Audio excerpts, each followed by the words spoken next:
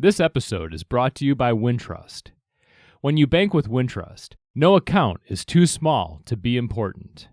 That's why we're proud to offer the Junior Savers Club, a savings account for kids that's so much more than just a bank account. Teaching kids about money is the first step to a healthy financial future. With a Junior Savers account, your child learns that saving money can be fun. Designed for kids 22 and under, no minimum deposit required to open. Learn more about how your child can earn interest on every dollar saved at wintrust.com/together. Member FDIC. Hello and welcome to Resistance, Resilience, and Hope, Holocaust Survivor Stories, a podcast co-production of Illinois Holocaust Museum and Education Center and Chicago's Studio C. The mission of Illinois Holocaust Museum and Education Center is expressed in its founding principle: remember the past, transform the future. The museum is dedicated to preserving the legacy of the Holocaust by honoring the memories of those who were lost, and by teaching universal lessons that combat hatred, prejudice, and indifference. The museum fulfills its mission through the exhibition, preservation, and interpretation of its collections, and through education programs and initiatives like this podcast that foster the promotion of human rights and the elimination of genocide. On this episode, we hear from Ruth Gilbert. Ruth was born in 1938 in Łódź, Poland. Upon Nazi occupation of Poland in 1939, Ruth and her family were forced into the Łódź Ghetto. Ruth's father recognized how difficult things would continue to be, and with savings he had secreted into the ghetto, went to the black market and purchased fake IDs for Ruth and her mother. In 1941, he bribed a guard to let them sneak out of the ghetto under the barbed wire. His plan was to make his way to Russia and join the Russian army, while Ruth and her mother would hide with a family in Lublin, Poland, for the duration of the war. But after a short time, the Polish family was evacuated, leaving Ruth and her mother homeless. So there we were. And since my mother didn't know what to do, she got on a train. She bought tickets, and we were riding the trains like the hobos do.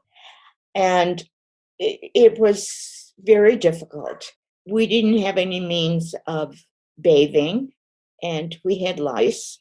The only food we had was what she could buy from vendors, farmers at the different stations, and we would eat raw eggs. And worst of all, Nazi officers would come on the train looking for Jews. And if they found a Jew, which they did frequently, they'd drag him off the train and shoot them. Ruth Gilbert came to the United States in late 1949 with her mom and stepfather, first settling in Paterson, New Jersey, and later coming to Chicago, where her aunt lived. Ruth met a young man in high school, and as soon as she graduated college as a teacher, they got married. She taught middle grades in a Chicago public school and was able to help her husband through medical school. As soon as they were financially able, they moved to the suburbs with their 2 little boys. Ruth became a stay-at-home mom, busy with parenting and active in the boys' school and their synagogue. Life was good, she says, but unfortunately, it did not last.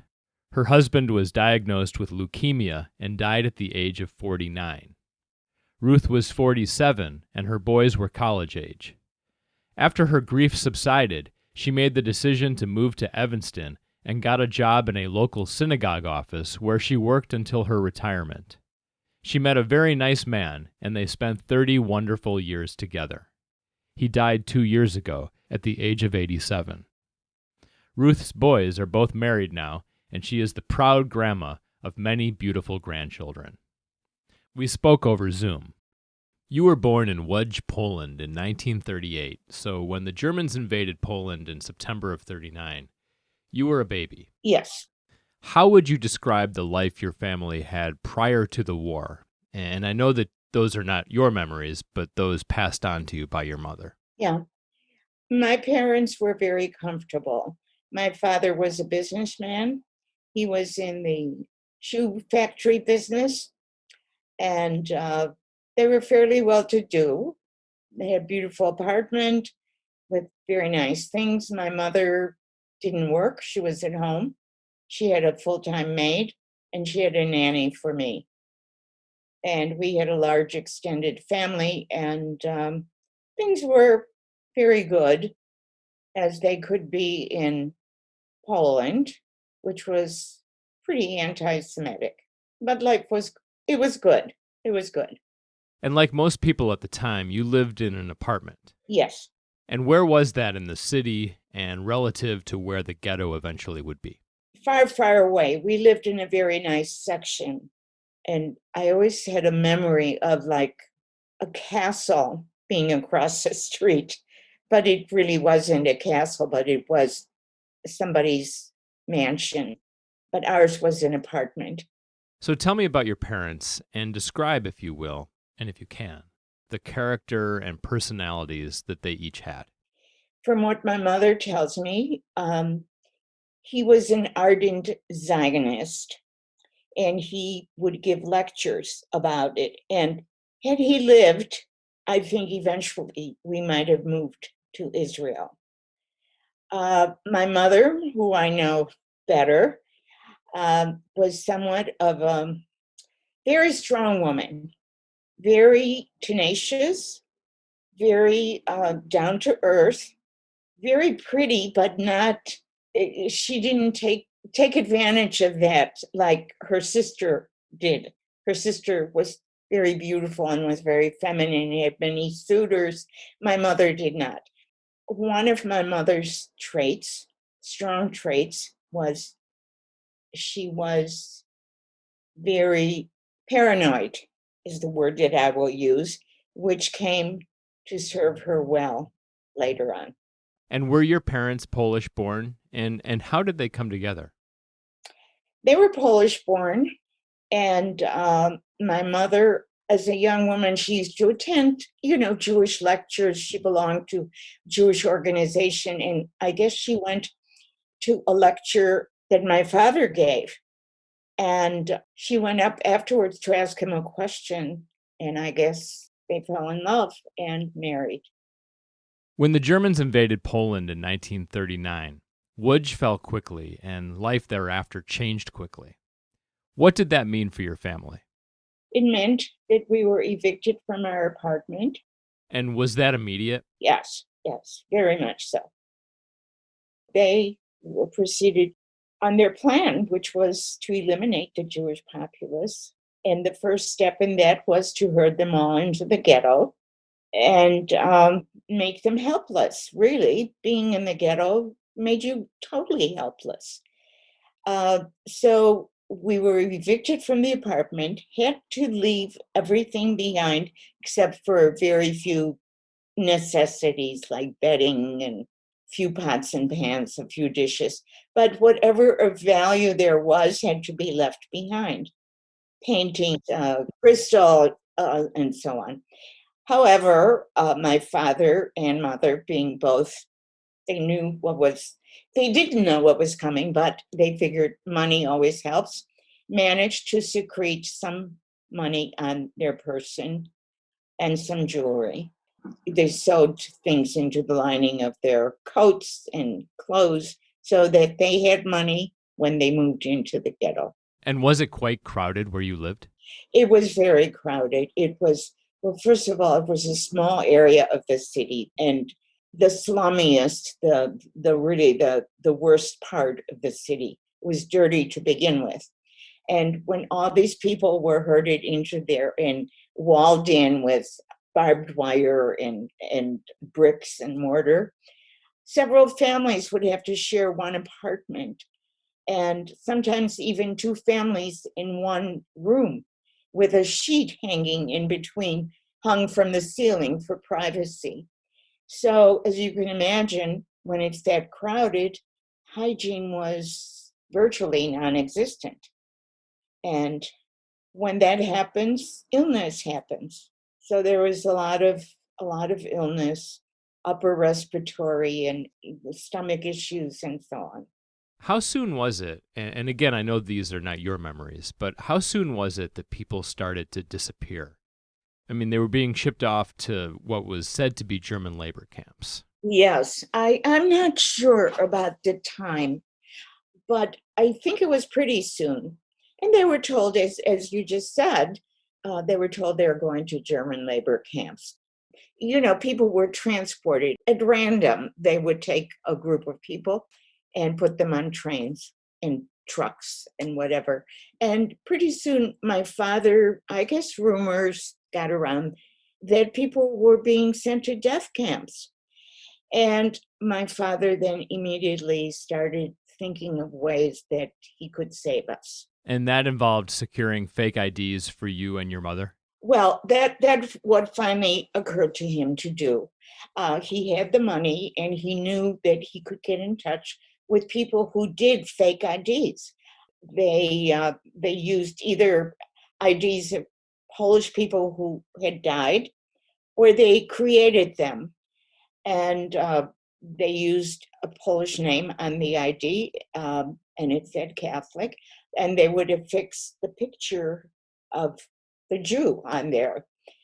Because in those days, everybody had to carry an ID, and the ID would say, if you were a Jew, it said Jude, and if you were Catholic, you were Catholic, you were Polish, and you were not killed.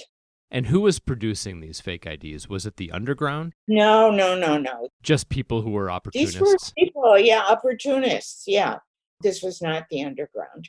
And why did your father not get a fake ID for himself? He looked too Jewish. He was tall, swarthy, dark. The worst part was his Yiddish accent. He could have never passed. My mother was blonde and blue-eyed. I was a bit of a problem, but I was a child. So your father found a Polish family in Lublin Yeah. and made arrangements for you and your mother to stay with them for the remainder of the war. The family knew you were Jewish, but they planned to introduce you and your mother as family from the country. Mhm. How long did that work, and what was your father's plan? My father's plan was to also leave the ghetto. He had bribed a guard so that we could leave the ghetto at night, and he would look the other way. And my father's plan was to make his way to Russia and join the Russian army. He had been told, or he knew, that a number of Jewish men were able to do that. That's what he did. And when we left the ghetto, he picked me up, kissed me, said, "The war will soon be over and we will meet again." And of course, that was the last time I saw my father. And my mother and I proceeded to go to Lublin. Now, in Lublin, And do you have a memory of that? And what year was that? uh, no, I still don't have a memory of that. So it must have been, I must have still been pretty young. I must have been 3 or 4. So about 42, this would have been. Yeah, So you were in probably the ghetto for some time. for some time. Yes, yes. So in Lublin, I don't know how long we were there. Not very long, because the father of the family was arrested by the Germans. Why? I don't know.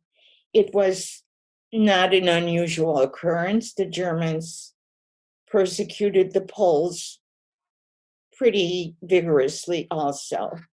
They did not think of them as a good race, a high race. So they didn't want to exterminate them like they did the Jews, but there was no love lost there. He was arrested and sent to a labor camp, I assume. And so now the mother and the 3 kids had no means of support, and they had to leave their apartment. And they decided they had relatives in the countryside, and they decided to go there. But of course, they could not take my mother and me with them. One other thing, while we were living with this family, they did teach us the Polish prayers, the Catholic prayers that we needed to know in order to be Catholic. Polish was a very observant country at the time. We had to go to church on a very regular basis. And of course, we had to know the prayers, the rosary, and whatever else is involved. So they did teach us that, and thank God they did. They taught you that, but they left you, and you and your mother were out on the street. She had no job, she had no profession, and she obviously couldn't leave you alone as a small child. Exactly. So you were in a bit of a predicament. You might say that. It was a bit of an understatement, actually. Yes, we were homeless. And as you said, my mother couldn't get a job. She couldn't leave me alone. In fact, my mother wouldn't let me out of her sight because she had to trust that I would not somehow, as a child might, give us away and tell someone that we were Jewish. So she wouldn't let me play with other kids. She kept me by her side constantly. So there we were. And since my mother didn't know what to do, she got on a train. She bought tickets, and we were riding the trains like the hobos do. And how long did you do that? I believe my mother told me that it was a period of about 6 weeks. And it was very difficult, very difficult.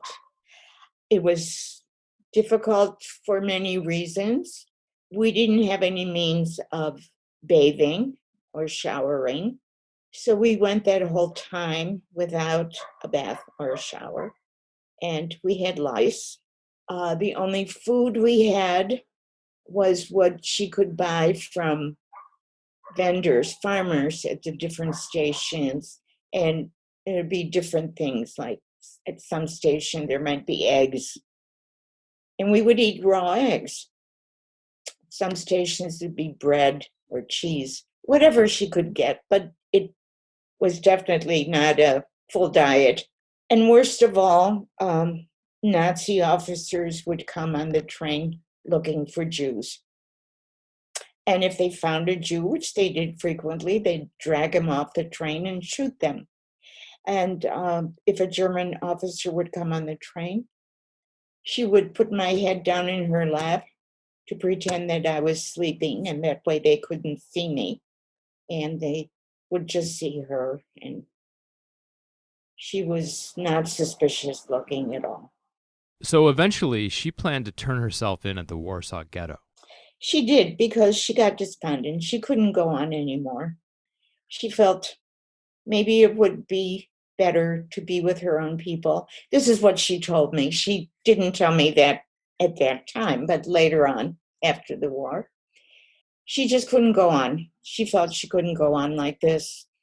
And she had some guilt feelings also. So she was on her way. We were on our way to Warsaw to go to the ghetto there. But she met a woman on the train, a Polish woman, and they started a conversation. And my mother told her that she was a widow and that she had no home. And the woman invited us to their apartment. She said, "You will be able to get a hot meal and take a bath, and maybe you can think of something to do. You can stay with us until my husband gets home from a trip."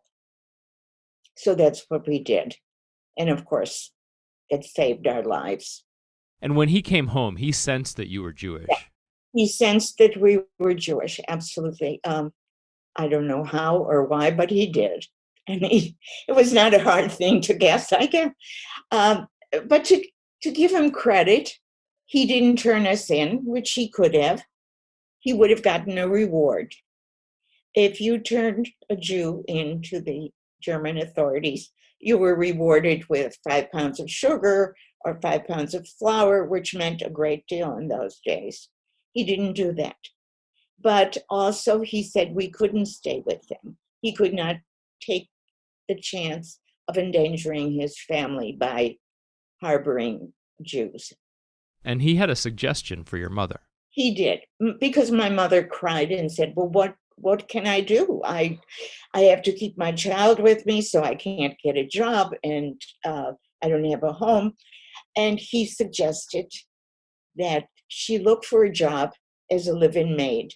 He said, you know how to cook, you know how to clean, you were a housewife, and there were wealthy families, Polish families, still living in Warsaw at that time.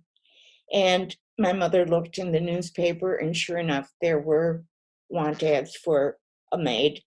And she found one right away with a wealthy Polish family. And by this point, you've described the family that first took you in, and that was for cash compensation, of course. Yeah. And now this family. Would you say that in the experience that you had, riding the train and being undercover, essentially, that you encountered a number of people who showed kindness and compassion, or was it, outside of these examples, a pretty dark experience? It was kind of mixed, I would say. But Poles were very anti-Semitic at that time. I think it might be different now. But at that time, we heard all the time people singing ditties, little songs about Jews and making fun of Jews and saying things like, it's a good thing that Hitler is getting rid of them. They're scabby, they're devious, they're money hungry, they're money grubbing, and everything bad that's happening is their fault. So, and a lot of Poles believed that wholeheartedly. There were some who didn't, and some who tried to help. And there are many stories of what we call righteous Gentiles who helped Jews, but we didn't encounter that many of them. And it sounds like anti-Semitism was something that you grew up knowing was all around you. Yeah, absolutely. Yeah. And how would you say that shaped who you were becoming as a young person, the awareness of who you were and how you felt about yourself? Well, I didn't want to be Jewish. And that really came to the fore after the war, right after the war ended. But at that point, I almost came to think of myself as a Pole. I was a little girl, and I absorbed a lot of this anti-Semitism. And here I was going to church. I had a Polish name. I think I thought of myself as a Pole. Which really you had to do in terms of keeping your cover. I did.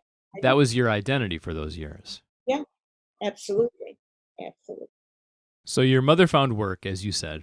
You lived in a nice apartment, had food to eat. Yep. She had you at her side at all times, which she was able to do as a maid. And she wouldn't let you out of her sight. Yeah, right. But this is where her paranoia came in and actually probably saved our lives. She was always on the lookout if someone suspected us of being Jewish. People would ask questions, or they would look at us a certain way, or my mother, just being paranoid, just felt this. And whenever she felt it, she would change jobs. Would you just kind of leave in the cover of night? Sometimes we did in the cover of night. Sometimes she would give a reason that she had to leave for whatever, I don't know. So we had, during the next 3 years, about 6 jobs. And very often she might have left, her suspicions might not have been real, but very often they were. And sometimes we had a very close call. And you describe yourself as being a little bit devious, threatening, for example, to blackmail your mother. I did. If she wouldn't give me something that I wanted or do something that I wanted, I would say, I'm going to go to the Germans and tell them that we're Jewish. Now, of course, there's no way I would have done that, but my mother couldn't take the chance, and she was very indulgent with me. I mean, this was wartime Poland, so there was not much indulgence, but she was. And my mother was so protective of me. She was like a tigress, and her life could have been much easier without me, much, much easier. But And even at the time, you had a sense of that? I did. I honestly did. I I don't know how or why, and I was a young child, but when we would be out in the street going shopping for groceries or on the bus, on the streetcar, actually, I would ask her, like, now, you're not going to leave me, Mom, are you? And that was pretty suspicious behavior. And my mother had to quickly think of something to say to people around her. She would say, well, she's such an impressionable child. I just read her Hansel and Gretel, and she's afraid that I'm going to leave her. But somehow I knew, somehow I sensed it. And I think there were mothers who abandoned their children, who tried to survive in some ways, who escaped from camps or whatever, but not my mother. My mother was tenacious, absolutely tenacious. She loved me beyond everything. You mentioned it earlier, but in the context of you being able to work in these nice homes and have the relative security, you've said that she felt quite a bit of guilt. And at a time when you were in Warsaw, she would even stand by the walls of the Warsaw Ghetto and look in. Can you talk about that? Well, she told me that, and I think even survivors, not just people who survived the war, or like us, we were in relatively good conditions. There was a survivor's guilt. There was this guilt of, why am I alive and why am I living a relatively comfortable life, and my relatives, my family, my people are dying of starvation and of killing, wholesale killings. We called it the Aryan side. If you were passing as a Christian, that was called the Aryan side, on the side where the Aryans were. So people who were on the Aryan side did feel that sense of guilt.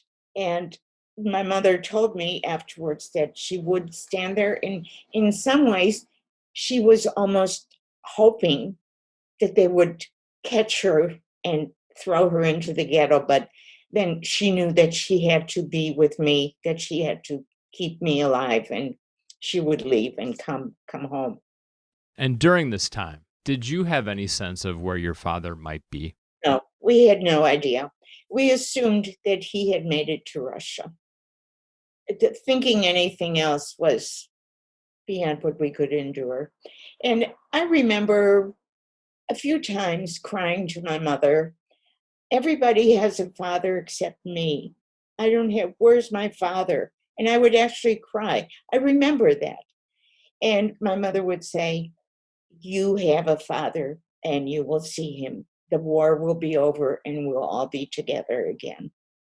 Before we talk about the last job you had before the war ended, were there any notable experiences that you had with these families? Maybe a story you'd like to tell? Well, I had one story that I remember distinctly. We were with a family that was very anti Semitic, and they had two teenage boys.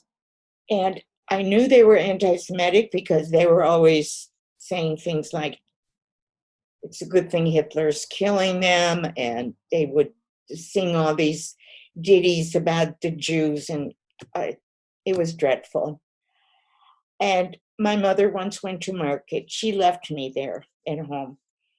And the two boys, they must have by now suspected that we were Jewish, because the two boys kind of cornered me in a room and started asking me questions like, you're Jewish, aren't you? Tell the truth. What is your real name? It's Rachel, isn't it? Or Rebecca. What is your real name? And they asked me to recite the Hail Mary and other Polish prayers. And I'm standing there and crying bitter tears. But to my credit, I did not give in. I kept saying, no, my name is Boženka. which was my Polish name then. And I recited prayers perfectly. And they couldn't get me to admit that I was Jewish. But boy, did they torture me. And when my mother came home and I told her about this incident, you can be sure we left the very next day. We didn't even tell them, we just left. Yeah, I was going to say, that must have been one of the times where you kind of snuck out. Yeah. Snuck out, yeah. So the last job you had before the war ended was in a wealthy suburb of Warsaw with a count and a countess in a villa. Yeah. You've said it was the best place you got to stay in, with a lovely room for you and good food and a dog and a garden and forests nearby. Yeah. But in that forest, they would have hunting parties with Nazis. Exactly. Every weekend, they would entertain high-ranking Nazi officers who would go hunting and then come back. They would bring rabbits home, which my mother cooked, and they served, and they would drink and eat and be merry. And the Nazis liked me a lot. I was a cute little girl. I was precocious, and they missed their own children in Germany, so they played with me. They would bring me little presents, cookies, and little books to read and little toys to play with. And when they were there, they would hold me on their laps and just were very, very nice to me. And of course, my mother was petrified that one of them would either guess that I was Jewish or that I would somehow give us away. But there was nothing she could do. She had to accept that and even show that she was happy that they liked me and played with me. And how did you feel about the affection they showed you? I liked it. They were nice men. They were friendly and laughing and good looking, and they wore these beautiful uniforms with high boots. And I had no fear. I mean, I was conflicted in a way. I had two kinds of feelings in me. On the one hand, I knew that I couldn't say that I was Jewish, but once again, they were friendly to me. They liked me. They made me happy. And one of them showed you how to shoot a gun. Absolutely. One of them asked me if I knew how a gun worked, and I said no. And we went up to the second floor bedroom, which had a balcony there, and he shot the gun, the rifle, off the balcony into the garden. And I was just delighted. And of course, my mother heard the shot in the kitchen, and she was sure that I had been shot. And she ran upstairs expecting to find me dead.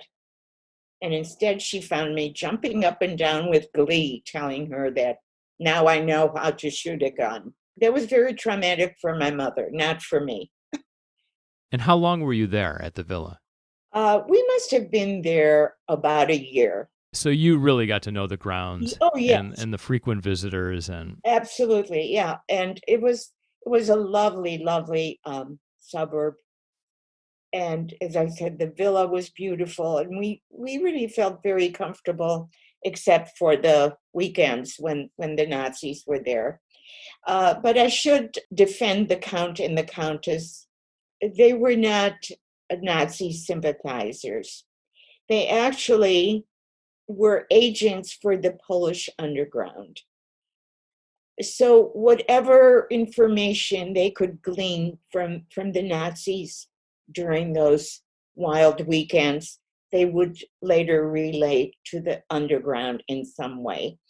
So they were really heroes by doing what they were doing. But of course, my mother and I didn't know that.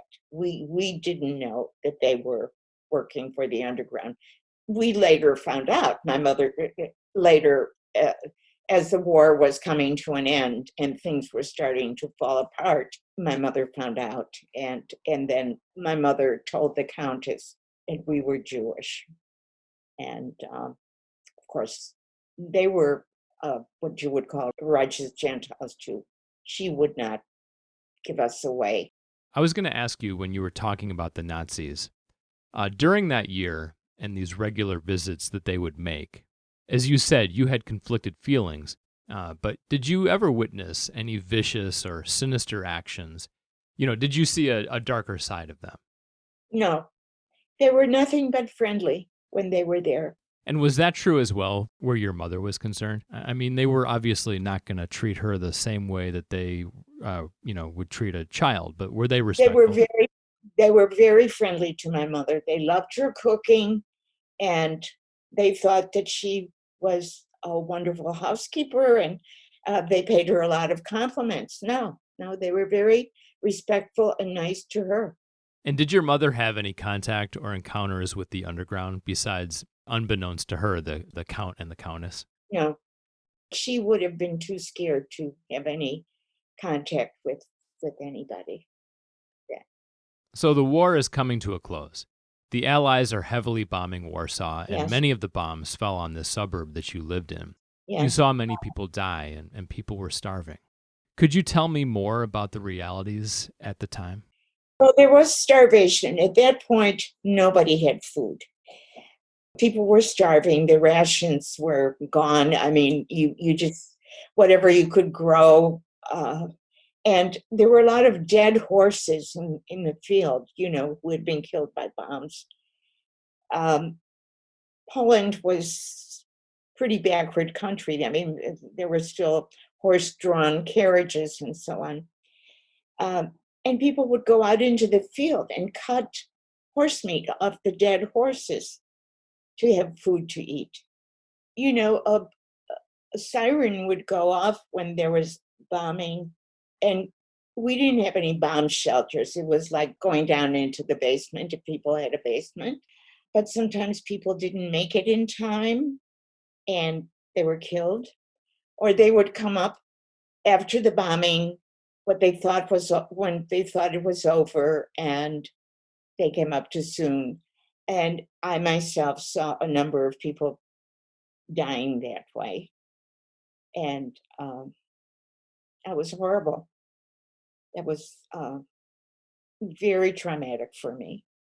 And are the visuals still in your memory today?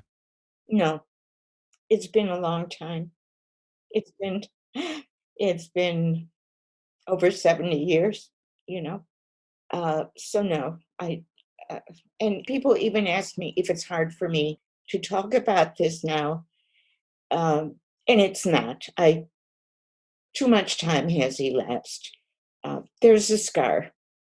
It's not an open wound anymore. So you were liberated by the Russians, and you considered them gods. We did. They were extremely kind to Jew and Christian alike, brought you food, nursed the sick, and you were one of the people that they had to nurse back to health because you had typhus, which you suspect was from the horse meat. Exactly, yeah. And there was a Russian doctor who sat up with me all night, kind of watching that my fever would break and that I would be okay. He was very kind. My memories of the Russians are nothing but wonderful from that time. The soldiers used to sing songs, Russian songs, which I learned. And they, as I said, they provided food and medical care, and they also provided transportation to people like us who wanted to go back to their hometowns. And the transport system was gone. Was gone. The country was totally devastated. So there was no trains, no buses that we could take. And we actually went back to Łódź. Well, in getting there, when you made the trip back to your home city, do you remember witnessing that devastation all around? Absolutely. Warsaw especially was completely rubble. I mean, honestly, you've never seen anything like it. It was like, I don't think there was a house standing. It was awful. Łódź was not quite as bad. There was a lot of rubble, a lot of houses destroyed, but not like Warsaw. So you returned to the rubble of Łódź. Yes, we arrived in Łódź, and our building where my mother was supposed to meet my father after the war, where our apartment had been, no longer was there, that had been bombed out. And there was a Jewish committee, and my mother found out that my father had been apprehended and died in Treblinka. So, grief-stricken as she was, she knew life had to go on, and we looked for a place to stay, and we found a building where her sister, my aunt, had lived before the war, and that building had not been bombed, and my aunt's apartment was intact, and we moved in there. A German officer had lived there during the war, and of course, he was evicted, and we just moved in. My aunt returned a few months after. She had been in Auschwitz, and she was very sick, emaciated, as you can imagine, but she was nursed back to health. And my mother and my aunt and I lived in Łódź in this apartment, in my aunt's pre-war apartment. And I finally went to school. During the war, did you know words like Auschwitz and Treblinka? No, But did you know that there were death camps and that your life was under threat in that way? I didn't even know that so much. I just knew that if people would know I was Jewish, that my life was under threat. But what could that mean to a small child? And I don't think my mother ever mentioned names like Treblinka and Auschwitz. And But she would have known these names. She was just protecting you. yeah, she knew. So you started school. It was a Polish school, and you continued to pass as a Polish girl. Yes, this was, as I think I had mentioned before, I really wanted to be Polish. I didn't want to be Jewish. This kind of hatred and this horrible picture of the Jews became ingrained in me, and I was ashamed of being Jewish. So I had girlfriends in the Polish school, and I didn't tell them I was Jewish. I wouldn't let them come to my house. And I used to sneak off to church without telling my mother. And of course, my mother eventually found out. I believed in Jesus, and I believed in the Virgin Mary. And I loved church. Church was beautiful. Just the whole thing was beautiful to me. But as soon as my mother found out, she knew that we had to leave. We had to leave Poland if she wanted to keep me as a Jew. So two of the common destinations at that time for emigrating were Israel and the United States. But in order for displaced persons like yourself to go to one of those countries, you had to go to DP camps in Germany, in your case, Munich. Mhm. And you've said there was a fairly large Jewish community in Munich after the war, mostly residing in these camps. Yes. It was a very interesting time. Now, my mother did not live in a DP camp. We had an apartment in Munich. This was right after the war. This was like maybe 1946. The Germans were very docile and very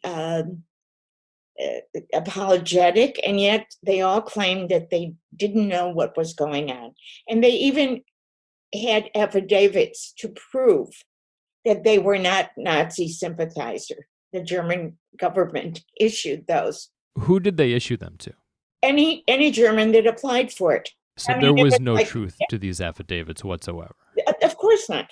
They knew what was going on. Of course they did. And the Jews were kind of nasty to the German population.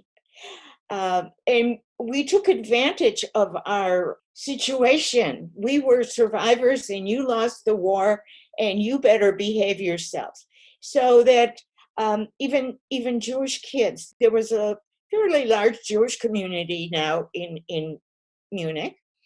And there was a Jewish committee set up to deal with all kinds of Jewish issues, issuing visas, applying for certain things, and packages from the United States with food and cigarettes and nylon stockings were sent for Jews to use.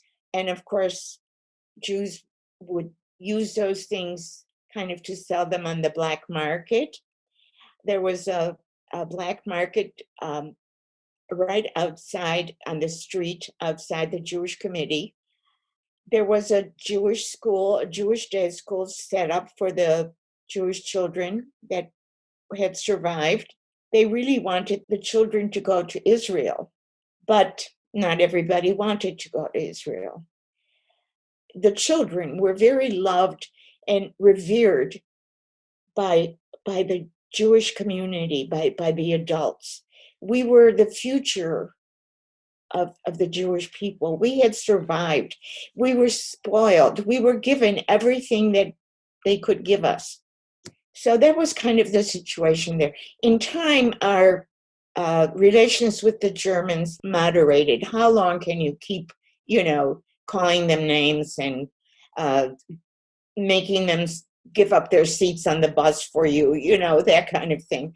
So eventually, we even befriended some of these people that lived in the same building as we did. And did Munich have that familiar post-war look of rubble, Yes. dust, and decimation? Yes.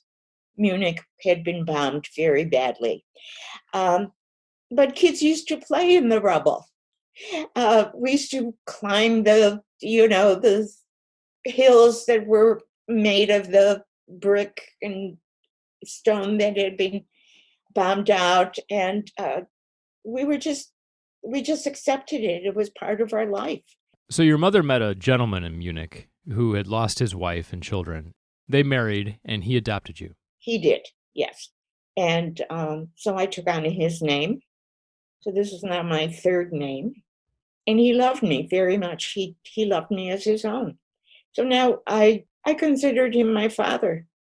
And you all lived in an apartment in Munich. Yeah. But eventually your parents decided that life in Israel might be too hard, and they set their sights on America. Yes. But in order for us to get to America, we needed to be sponsored by someone in America. So you ended up staying in Munich for about 3 years. And then what happened? Then we got our visa finally, and we went to Bremen and got on an army ship. They used army ships to transport people. The name of the ship was the General McRae.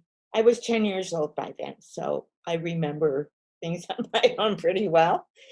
There were a lot of people on the boat, and it was like steerage. I mean, we were everybody in one room, and there were bunk beds, and people were seasick, and it was dreadful. People were throwing up in the room, and it stank to high heaven, as you can imagine. And it was a horrendous trip because it was November. This was 1949. And the ocean was very choppy. And I think that was why so many people got seasick. And we finally, I think the trip took about 12 to 14 days. I'm not exactly sure. It was a long, long trip. That is long. Yeah. And by the time we arrived in New York, it was Thanksgiving Day. So that was pretty symbolic. And in making this trip to America, what did you imagine America to be? What did it represent to you? Oh, it was the golden land. And we used to go to American movies. And of course, what you saw in the movies was beautiful, beautiful cities, beautiful skyscrapers, apartments, clothing, beautiful women. And I mean, it wasn't a reality, but we accepted it as reality. We also had American magazines, and they showed beautiful cities with skyscrapers and beautiful apartments like Good Housekeeping and whatever. Those magazines were shipped to us and given to us by the Jewish Committee. So we expected just gorgeous, gorgeous life and cities and surroundings and environment. And did it kind of represent the kind of stability of normal life that you had not experienced much in your 10 years? I'm not sure that I thought of it in those terms. Maybe my parents did. But what I did expect is during the war, when I complained about things, not having a father and this and that, and having to move so much, and my mother would say to me, wait, when the war is over, everybody is going to treat us like royalty. They don't know what we're going through, but when they find out what happened to us, they're going to carry us on their shoulders. They won't be able to do enough for us. You wait and see how wonderful it'll be when the war is over. So this is what I sort of expected from going to America. But Paterson, New Jersey was a bit of a disappointment. You might say that, yes. It was a lot of a disappointment. First of all, Paterson, even then, was a depressed city. And a good part of it was slum. And even the people that, the couple that had sponsored us was an elderly Jewish couple, and they were very sweet. And they were fairly well-to-do, or they were comfortable, but their house didn't look anything like what I had seen in the movies or in magazines. It was kind of dumpy looking, actually. And the apartment that was provided for us by the Jewish Committee was not in a nice section of the city, and it was furnished with cast-off furniture. How did it compare to the apartments you lived in after the war? Worse. I mean, even though the apartment in Munich was nothing, we only had 2 rooms, but they were furnished nicely. So this was not only a disappointment in terms of your expectations of America, but it was a downgrade from what you had been. It was a downgrade. And, rather than feeling grateful that here we were no longer persecuted, we could be Jewish, we could live how we wanted, we had plenty of food. Human nature being what it is, we weren't. We didn't speak English, and my parents were given menial jobs. My father was given a job as a janitor, and he was an engineer. My mother was given a job, I think she worked for a lingerie company, sewing. Now, I'm 10 years old. I'm big, I'm tall for my age. I don't look like the American kids. I had a big bow in my hair and just dressed differently. Then they put me in first grade, and I was made fun of and bullied to the point that I did not want to go back to school. I wouldn't go to school.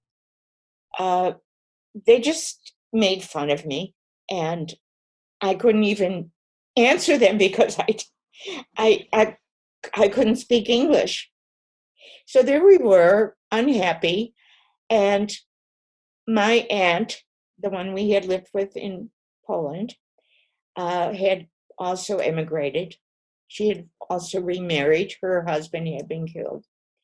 And she was sponsored in Chicago.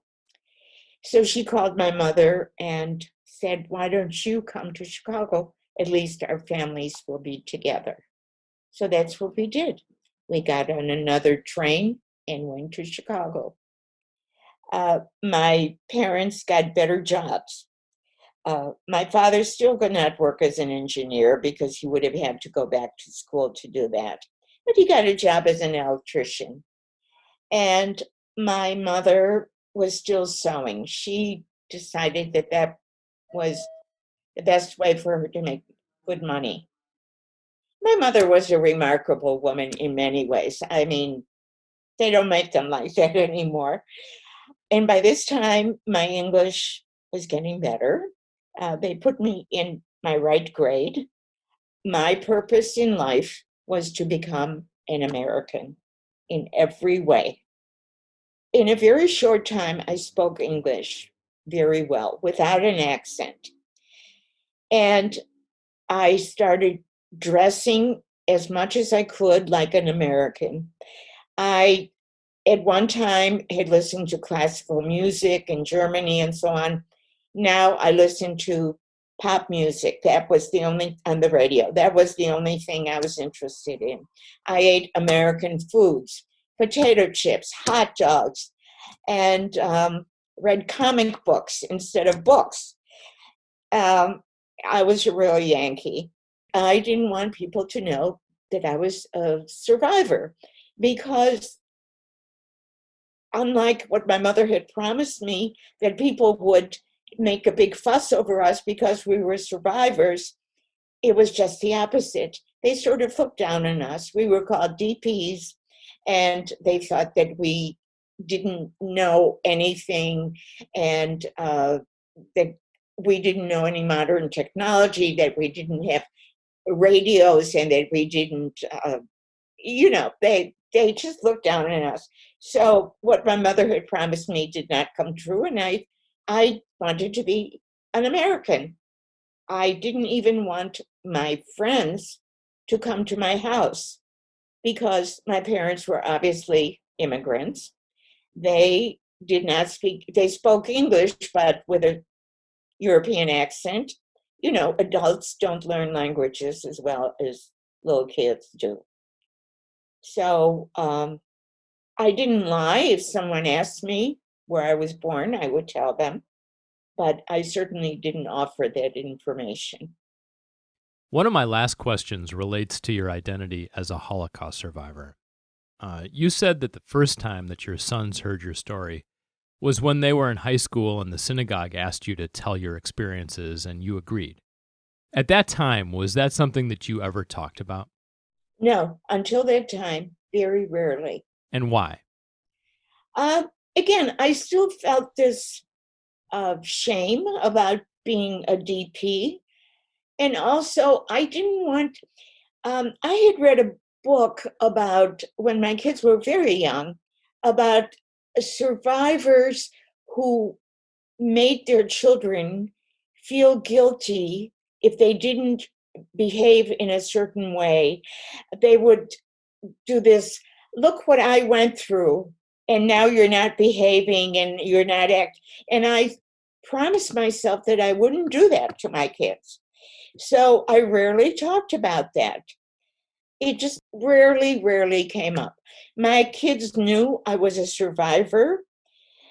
I'm not sure they knew the full meaning of the word. At that time, teaching the Holocaust was not mandated in the public schools. So they knew very little about it. Somehow, though, my older son, who was very sensitive young boy, somehow got that through osmosis that his mother was a survivor, and he became very religious. He became Orthodox, and he is to this day. And I think my son kind of absorbed that. And I think it was his way of showing Hitler, we are Jews, and here we are, we've survived. And he went on to have 9 children. And what about your journey in this respect? Because during the war, as you said, and immediately after the war, your Jewish identity was something that you were trying to conceal. Mm-hmm. But when you came to America, how did that change and how did that evolve over the years? Well, I was always surrounded by a large number of Jewish kids. And in high school, I went to a high school that was predominantly Jewish. All the doers, all the big shots in that high school were Jewish. There were Christian kids too, but so my Jewish identity was reawakened, but I never became religious. But you certainly stopped having, the sense of shame about it and all of that. Oh, absolutely. I became proud. I realized what strength we had in that we survived and how much we've contributed to the world, even though we're such a small number of people. And yeah, the older I get, the prouder I get. And at this point, survivor has become part of the fabric of who you are. Absolutely. And, in a funny way, what my mother had promised me, that people would make a fuss over us because we had survived, has come true in the museum. The people in the museum, the staff, the president, and whoever, they treat the survivors like they're precious, and they try to give us everything that they can. So my mother's prediction has finally come true. Yeah. Well, my last question is, why do you tell your story? I mean, why is it important to get your story out? Well, especially with the kids, I think it's important that they know how it's possible to have such inhumanity happen to humans, and that they are the future generation, and that they should be aware that this should never happen again to anyone, not Jews, not Gentiles, not the Roma, not homosexuals, nobody. And that if they see something being said or done to someone who's different, they should step in and do something, say something. And I guess the same thing for adults, because many adults they may not themselves be wanting to do any harm, but at the same time, they won't step in. They don't want to mix in. And I think knowing how evil can flourish, they have to know that they cannot be bystanders. They have to be upstanders.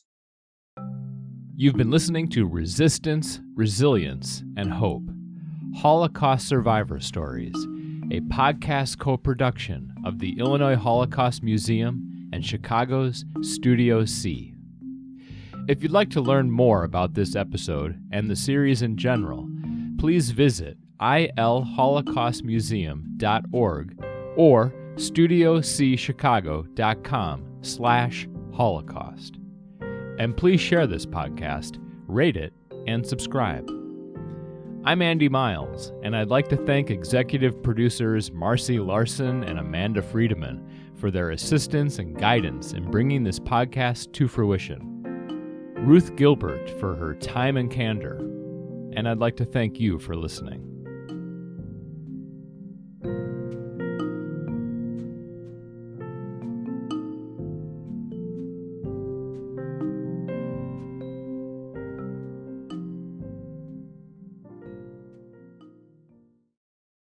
If you're enjoying this podcast series, please consider a donation to Illinois Holocaust Museum and Education Center. Illinois Holocaust Museum is a global leader, pioneering creative and technologically innovative ways to share survivor stories. Their mission is to share the history and lessons of the Holocaust, inspiring individuals to become upstanders and to speak out on issues important to them. Your generous donation will ensure that the museum's critical work continues for generations to come. To donate, please visit ilholocaustmuseum.org/donate or contact 847-967-4821.